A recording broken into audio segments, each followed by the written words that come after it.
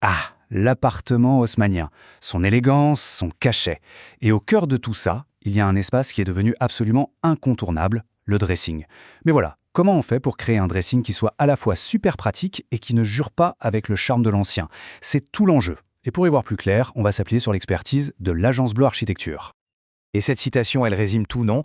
L'harmonie parfaite entre l'élégance et le fonctionnel. En fait, il faut voir le dressing bien au-delà du simple placard. C'est un vrai projet d'archi en soi.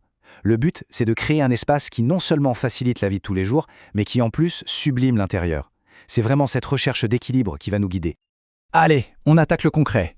La toute première décision, et elle est cruciale. C'est celle que met en avant l'architecte Olivier Julien. La question est simple, dressing ouvert ou dressing fermé? Et attention, parce que ce choix de départ, il va influencer absolument tout le reste.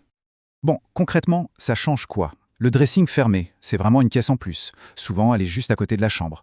C'est le grand luxe, on peut même y mettre un îlot central.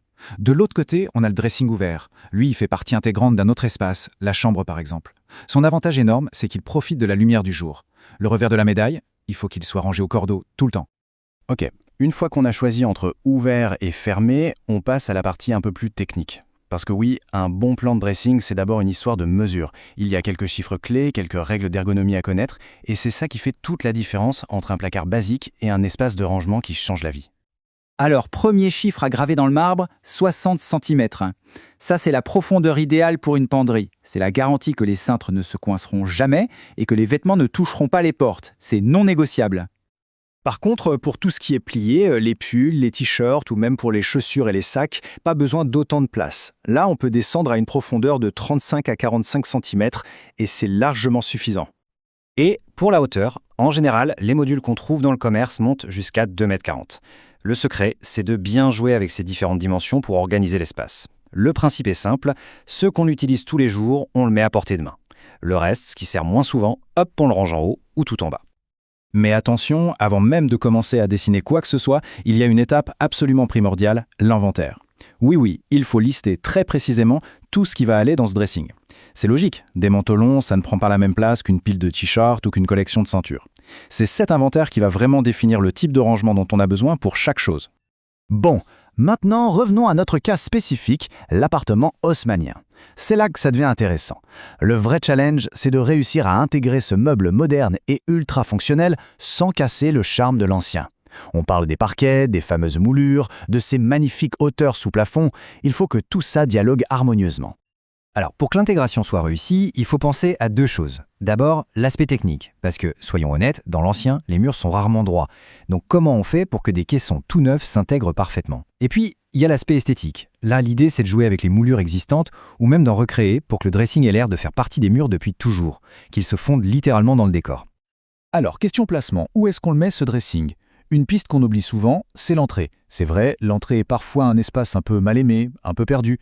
Et pourtant, on peut la transformer en un espace de rangement hyper pratique pour les manteaux, les chaussures, bref, tout ce qu'on attrape en sortant et qu'on pose en rentrant. C'est une solution super maligne et élégante. Autre idée, si on a un escalier, l'espace en dessous. C'est un grand classique de l'espace perdu. Là, évidemment, la solution, c'est le sur-mesure. On peut imaginer des tiroirs très profonds, par exemple, qui suivent la pente de l'escalier. Comme ça, pas 1 cm² n'est perdu. Mais un bon dressing, ce n'est pas juste une question de caisson et de penderie. Non, ce qui fait vraiment la différence, ce sont les détails.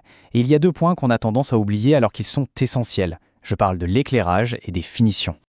Côté lumière, il y a deux grandes écoles. Soit on opte pour des spots au plafond, qu'on peut orienter pour éclairer l'intérieur du dressing quand on ouvre les portes, soit, et c'est le top du top pour bien voir, on intègre la lumière directement dans les étagères ou sous les tringles. Croyez-moi, c'est un petit plus qui change complètement le confort au quotidien.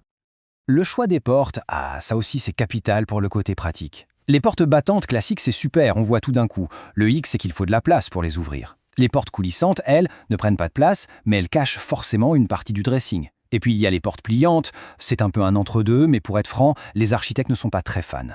La mécanique est plus fragile et souvent plus compliquée.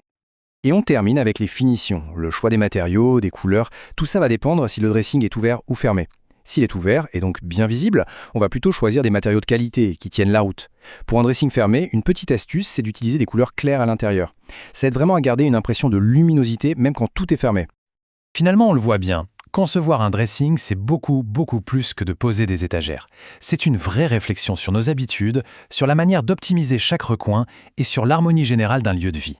Alors, la question qu'on peut se poser pour finir, c'est celle-là. Et si on arrêtait de voir le dressing comme un simple meuble pour le considérer comme une pièce à part entière qui raconte quelque chose de nous et de notre intérieur ?